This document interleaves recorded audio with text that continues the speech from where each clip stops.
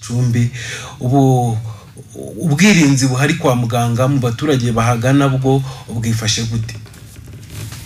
Urakoze cyane. Ubwirinzi buraza bwiyongera ku bwari buhari. Ubwari buhari nababwiye ko mu cyiciro cya mbere twari dufite twabanje kwicarana n'akarere dukora ikintu cyitwa command post. Ni urwego rukora amasaha 28 rukusanya biba byakozwe mu rwego rw'akarere rugashyiraho ingamba rugenda rusesengura amakuru ahari kugira ngo rushyireho ingamba zihari.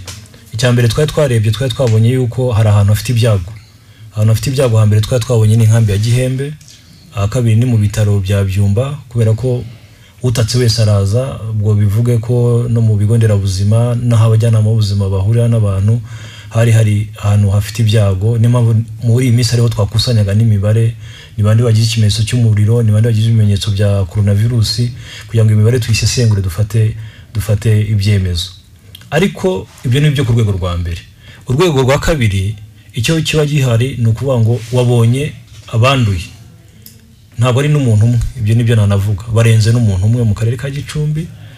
Iyo wabonye abantu banduye, icyo ugomba kwihutira cyane ni ukuvana babandi banduye mu baturage. Ubu kigiye kubaho umwe ejo yaragiye yavuye mu aho twari twaramushyize kuko yabonetse we ari no mu kato ajya kuvurwa, ibyo bita centre de traitement cyangwa treatment center. Abandi twaraye tubonye bo nabo ngo bagiye kujya mu kuvura, kuko buriya ni strategy nziza yatagomye kugumiza kuba mu bantu, kuko yagumije mu bantu ukabyizera ashobora kwanduza. Siko bikorwa mu bindi bihugu, kuko mu bindi bihugu utaragira ibimenyetso by'umusonga byo guhumeka nabi bya bindi bikomeye ukomeza ukaguma mu rugo iwawe cyangwa ukajya kwa muganga. Ibyo rero ukomeje kuguma mu iwawe yuri umuntu umwe mu muryango w'abantu bane, babandi bose cyagaragaye muri science nuko nabo bagira ibyago byo kwandura. Strategy ya mbere rero nuko abantu bava mu karere barimo bakajya muri centre de traitement mu kigo kivura. Ubu ngubu bimaze kuba ibigo bibiri, bizagenda byongerwa bitewe n'umubare uko uzagenda wiyongera. Icya kabiri kigomba gukorwa nabo bashobora kuba barahuye. Ubu ngubu nicyo ikipe y'ibitaro iri gukora, nicyo ikipe yo ku rwego rw'igihugu yaje kudufasha iri gukora. Abantu bose bahuye n'abo bantu bose tugomba kubamenya ndetse turanashishikariza yuko abantu bose bahuye n'abo bantu babaye positive bagomba kwimenyekanisha, bagahamagara nimero tuza kubahereza kugira ngo tubazane. Ikintu kiza kubaho mu karere ka Gicumbi tugisobanure neza nuko abo bantu bose baza gushyirwa mu kato. Umuntu wese ahuye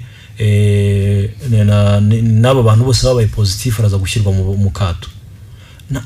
Mu cyorezo nk'iki ngiki giteye ubwoba cyica abantu buri munsi, hari ibyo ikiganga kivaho, ibyo kuvuga ibanga rya muganga. Ubu ni ubuzima bw'abaturage miliyoni 12 buri mu ntoki zacu, ntabwo ari ubuzima bw'umuntu witwa Corneille umuyobozi w'ibitaro bya Byumba. Nimba yanduye kandi bigomba kumenyekana. Rwose ntagira umuza kutubwira ngo twatangiye kwica amabwiriza ya kiganga. Hano ni ubuzima bw'abaturage miliyoni 12, ariko by'umwihariko n'ubuzima bw'abaturage 440 by'abaturage y'akarere ka Gicumbi. Ubu tumaze kugira imibare y'abantu 6. Umuntu umwe twagize byabaye amahire twamuvanye ku mupaka wa Gatuna, yari yaragize ingendo zo mu karere, turamufata tumushyira mu kato k'iminsi 14 tumaze kumupima aza kubonekamo buno bwandu.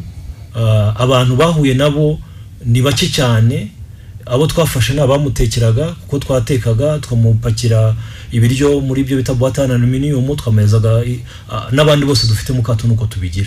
Twabereza twadukanya turi zagenique ku buryo contact guhura na wa muntu biba gake cyane. Ariko tumaze kubona umuntu positive, abantu bose yaba mu wamurindaga nk'abapolisi, yaba abaganga bamufashaga, yaba bamutekeraga, bose nabo twabashyize mu kato. Uwo ni umuntu wa mbere. Abandi ni famille imwe y'abantu bose uko ari 4, famille y'umuyobozi wa M-Bank. Dukangurira yuko wahuye nabo bose mu karere ka Gicumbi imenyekanisha mu bitaro bya Byumba. Nimero ndaza kwibaha turangije kugira ngo bakomeze bategereze rwose iyo nimero bayibike baze kuduha amakuru. Wahuye n'umuyobozi wa M-Bank ndetse na famille ishami rya Byumba, yaba uyu muyobozi, yaba umudamu we, yaba umwana, yaba n'umukozi, bose turashaka ko bimenyekanisha bakiripotinga ku bitaro.